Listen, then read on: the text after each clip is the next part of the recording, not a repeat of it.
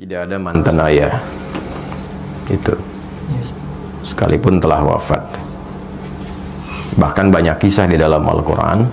Dari perbedaan keyakinan pun sosok-sosok Nabi terekam dalam sejarah. Untuk keluarga terdekat itu sosok-sosok orang soleh masih mendoakannya ya. Kita tidak tahu hikmah apa yang ditetapkan oleh Allah dalam kehidupan kita, karena itu sesuatu yang kita akan dapatkan di masa depan. Boleh jadi ujian terbesarnya adalah konsistensi kita sebagai seorang anak untuk berbakti dengan cara yang berbeda. Sepanjang orang masih hidup, jangankan ayah kita, paman kita, yang tidak ada hubungan dengan kita pun, dia masih punya peluang untuk jadi orang baik sebelum nyawanya sampai di tenggorokan. Betapapun sikapnya kepada kita. Anda kenal Fir'aun? Bilang kenal, saya pulang. Fir'aun itu se-Fir'aun-Fir'aunnya, catat kalimat ini. Fir'aun itu se-Fir'aun-Fir'aunnya tetap diberikan haknya oleh Allah sebelum nyawanya sampai di kerongkongan untuk mendapatkan hidayah berubah jadi orang baik. Cuma Fir'aunnya saja yang enggan. Fir'aun itu hobi bunuh orang. Yudzabbihuna abna'akum, dan caranya mengeksekusinya dari bayi itu sudah dibawa oleh algojonya, dibanting, digorok berkali-kali sampai wafat di depan ibu yang baru melahirkannya. Memperbudak, mengaku Tuhan, ana rabbukumul a'la. Dengan semua perbuatan itu, ia tetap mendapatkan haknya supaya mendapatkan cahaya hidayah hingga nyawanya sampai di kerongkongan. Ada doa yang disampaikan Nabi Musa untuk menghadap kepadanya, dikirimkan Harun untuk menemaninya, diberikan tanda-tanda kebaikan sampai ke ujungnya. Saya tanya, apakah ayah pernah bersikap seperti Firaun? Mengaku Tuhan? Tidak. Pernah bunuh orang? Tidak. Ayah Anda tidak mengerjakan apa yang Firaun lakukan. Maka sepanjang ia tetap sebagai ayah Anda, minimal kita doakan. Itu hal terbaik yang mungkin, itulah yang bisa memberikan pengabulan doa dan jalan keluar dari apa yang kita rasakan selama ini. Untuk berdamai dengan nafsu kita, setidaknya melatih dengan doa terhadap hal-hal, sosok-sosok yang mungkin selama ini tidak ideal bagi kita. Dan itulah kehebatan dari Islam, ketika mampu mengolah nafsu untuk bahkan mendoakan kepada orang yang menyakiti kita. Hadisnya jelas, doakan bahkan orang yang mendolimimu, yang nggak kenal aja mendolimi. Nabi mengajak kita minimal mendoakannya.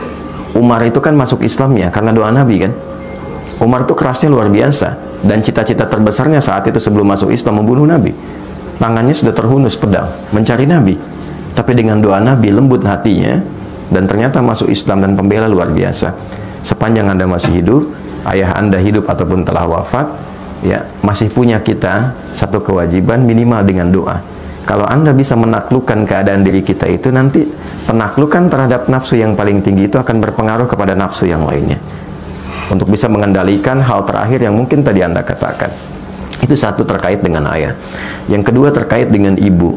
Kemuliaannya bahkan 3 kali disebutkan dalam hadis, menjadi pembuka dalam ayat yang ibu disebutkan, ayah tak disebutkan. Wassaynal insana biwalidayhi hamalathu ummu. Abunya nggak disebutkan. Aku wasiatkan pada anak untuk meningkatkan baktimu kepada ibumu, kepada kedua orang tuamu, khususnya ibu yang telah mengandungmu, telah menyapihmu, memberikan ASI sampai menyapih merawatmu. Maksud saya apa? Kecintaan Anda kepada ibu untuk berangkat bekerja, jangan menghilangkan niat baktimu kepada ibundamu. Paham ya maksudnya? Oke. Kalau paham maksudnya begini, berangkat itu bukan sekedar cari uang untuk ibu, karena hakikatnya orang tua itu tidak bahagia dengan pemberian uang. Mereka nggak menuntut pemberian uang. Kalau Anda sudah menikah ataupun berjalan sekarang ini, demi Allah saya katakan, ibu itu, ayah itu pada fitrah tertingginya, bahagianya itu ketika melihat kita senang, bukan melihat banyak uang. Dengar aja kamu sehat, telepon, sehat mah, senang, itu bahagia dan luar biasa. Itu. Dan tidak menuntut balas untuk diberikan imbalan dunia. Dan lebih berbahagia ketika engkau mampu mengatakan kalimat yang baik, berbakti yang baik, mengenal engkau jadi orang baik, membawa nilai-nilai kebaikan. Maksudnya apa? Ketika berangkat ke sini Anda lakukan karena ibu, bukan hanya mencari uang materi yang Anda bisa lihat dengan kebahagiaan materi, tapi jaga amanat-amanat ibu yang baik di situ. Jadi anak yang baik, jaga amanatnya, jaga perilakunya, dan niatkan kepada Allah untuk membahagiakan ibu. Itulah yang saya lakukan sejak saya belajar. Mencari cahaya untuk kesendirian ayah di alam kuburnya, mencari kebaikan yang bisa membahagiakan ibu selama hidupnya, dan itu yang diberikan oleh Allah pada kami saat ini. Jadi kalau Anda lihat saya seperti sekarang, Itu karena cinta saya kepada ibu, sayang saya kepada ayah. Saya bisa menghafal Quran itu, memegang mushaf yang ditinggalkan ayah, menghadap ke kiblat dan berdoa, ya Allah, saya nggak bisa berbuat baik dalam kehidupan ayah yang hadir di samping saya, karena dia telah tiada. Berikan saya kesempatan menerangi cahaya di alam kubur dari setiap huruf Al-Quran yang saya bacakan ini. Sampai sekarang saya jaga. Ya Allah, mohon berikan kesempatan membahagiakan ibu dari niat saya belajar yang menghasilkan sesuatu untuk menggembirakan ibunda saya. Jadi saya belajar itu karena ibu, karena ayah. Tapi cara kita belajar karena ibu, maka kita menjaga sikap. Maka ketika lahir dorongan untuk hasrat yang tidak bagus itu, klaster ketiga, maka coba gambarkan, kalau ibu saya tahu saya begini, kira-kira saya nyaman atau tidak? Ibu senang atau tidak? Maka berdamailah dengan klaster pertama. Itu akan membantu Anda untuk mengendalikan pada masalah yang ketiga. Bawalah amanat ibu pada bagian kedua, maka itu menjaga Anda cara bekerja dengan cara yang baik dan bisa mengkondisikan hasrat Anda dengan cara yang baik. Dan yang ketiga, sebelum sampai kepada bab nikah, sebetulnya ada bab siam, ada bab puasa. Ya kan? Ya ma'syarasy syabab, man istata'a minkumul ba'ata falyatazawwaj, fa in lam yastati' fa 'alaihi bis-siyam.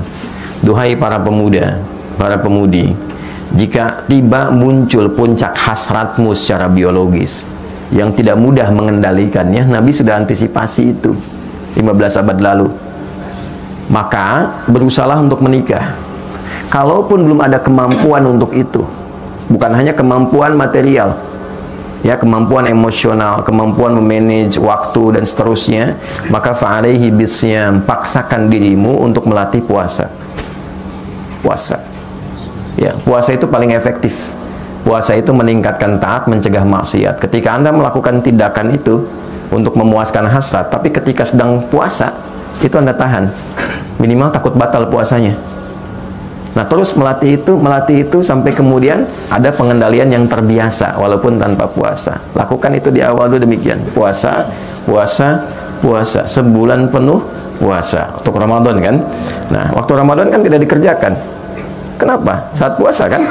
Nah, maka bawa itu dalam kondisi sekarang ini, walaupun tidak Ramadan, Senin dulu, Kamis dulu latihan, dengan 2 tadi tambahkan.